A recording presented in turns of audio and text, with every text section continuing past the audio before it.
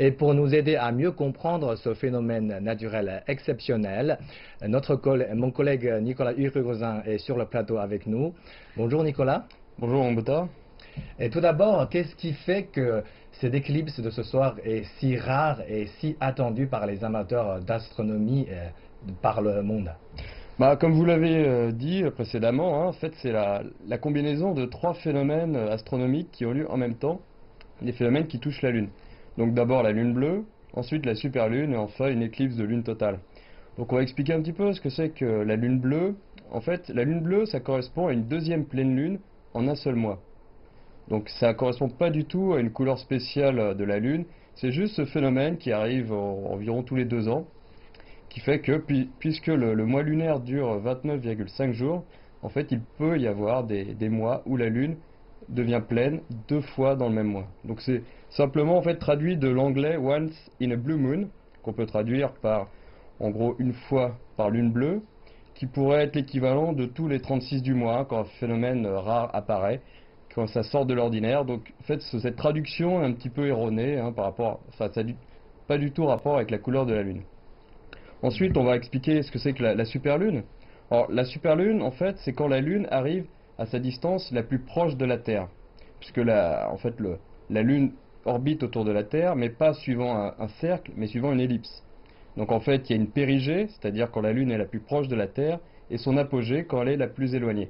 Donc, en fait, pour ce phénomène, aujourd'hui, ce soir, donc la Lune va être à sa distance la plus proche de la Terre.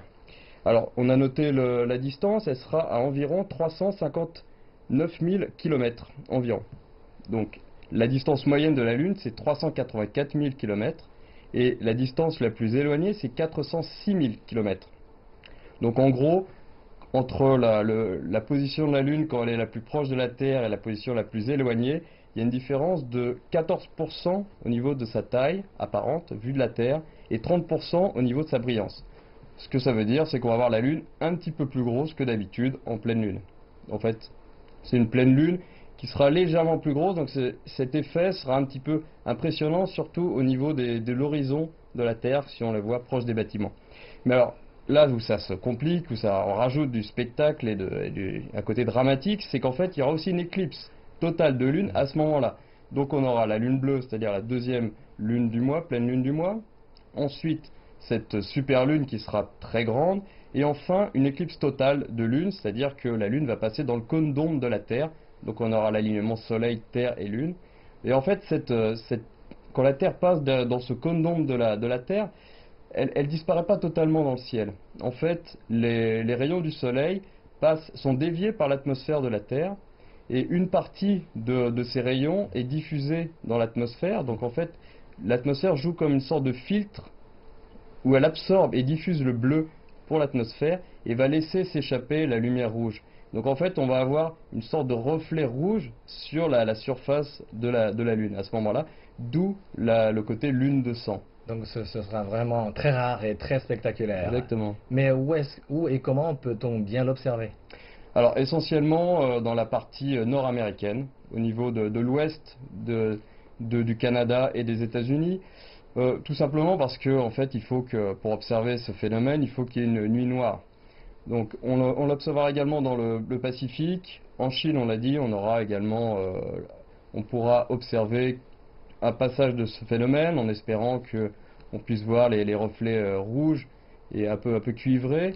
Mais le meilleur endroit pour l'observer, c'est la côte ouest américaine et canadienne. Mhm.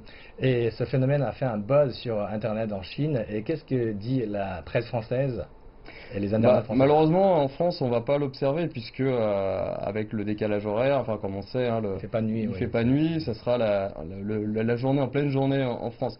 En Chine, ça sera la tombée de la nuit, alors qu'aux États-Unis, notamment, donc je disais dans la côte ouest américaine, ça va être la nuit totale. Donc là, c'est vraiment plus les États-Unis qui vont être concernés par ce phénomène. Donc on en parle beaucoup. La NASA a aussi beaucoup parlé de ce phénomène. Alors pourquoi? Il y a une raison aussi à ça. C'est que comme la Lune est très Je suis très obligé de proche. vous Ah, interrompre. pardon. Voilà, merci Nicolas pour ces éclaircissements.